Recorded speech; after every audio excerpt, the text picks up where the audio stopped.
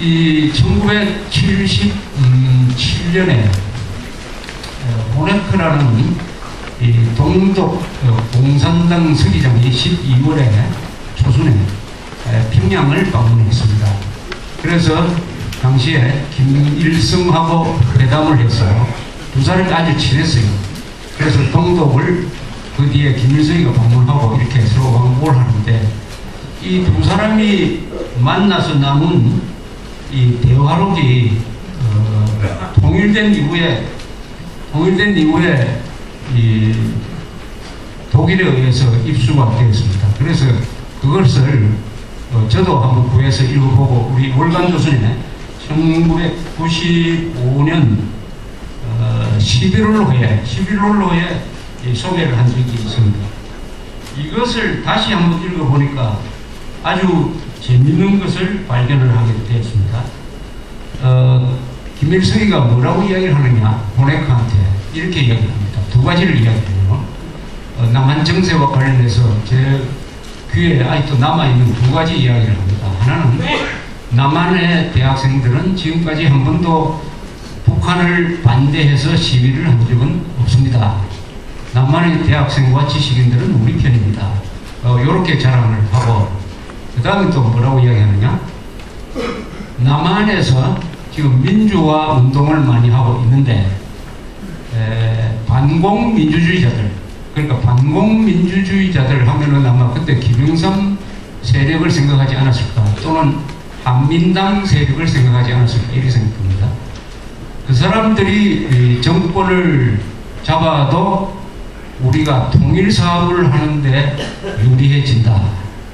남한에서 민주주의자들이 정권을 잡으면은 통일사업 하는데 유리해진다. 그 이유는 남한에서 민주화가 되면은 노동자와 농민들의 활동이 자유로워지기 때문이다. 이렇게 이야기했습니다. 그러니까 반공민주주의자라도 집권을 하면은 우리한테 유리하다 하는 이야기를 한 거예요.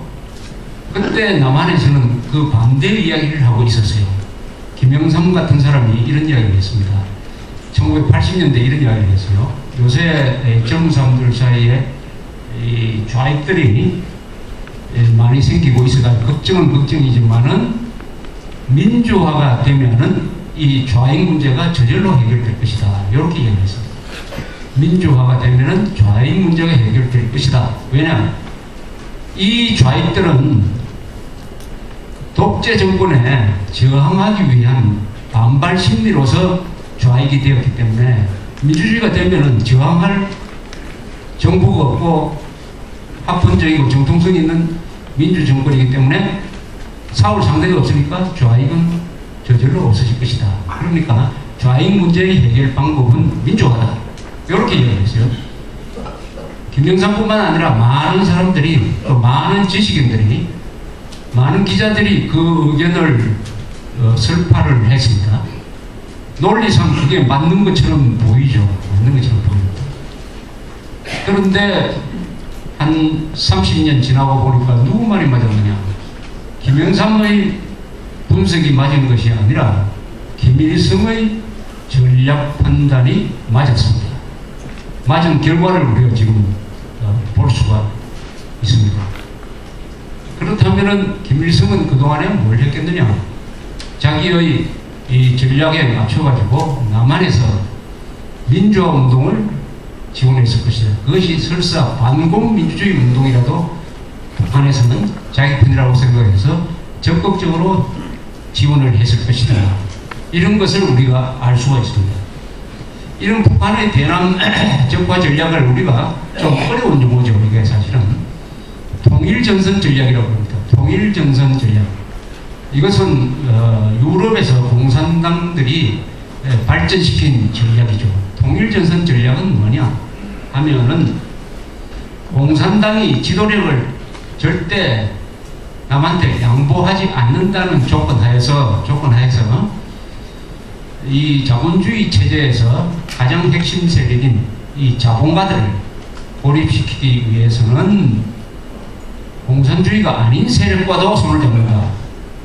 이거죠.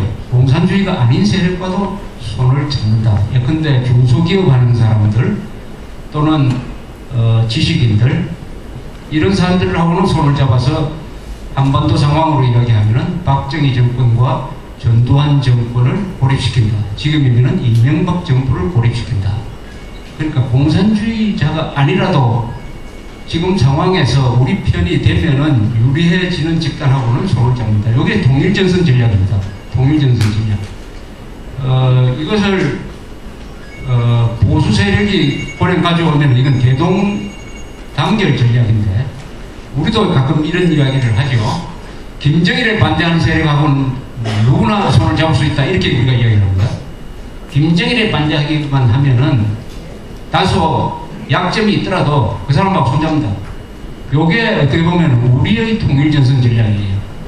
그러니까 북한도 통일전선 전략을 쓰고 있고 한국의 애국 세력도 통일전선 전략을 주장을 하고 있는 것입니다. 그런데 한반도에서 성공한 것은 이 북한의 통일전선 전략이 성공한 것입니다. 이 통일전선 전략의 가장 구체적인 그 정책이 하나 있어요. 이게 연방제 통일 방안입니다.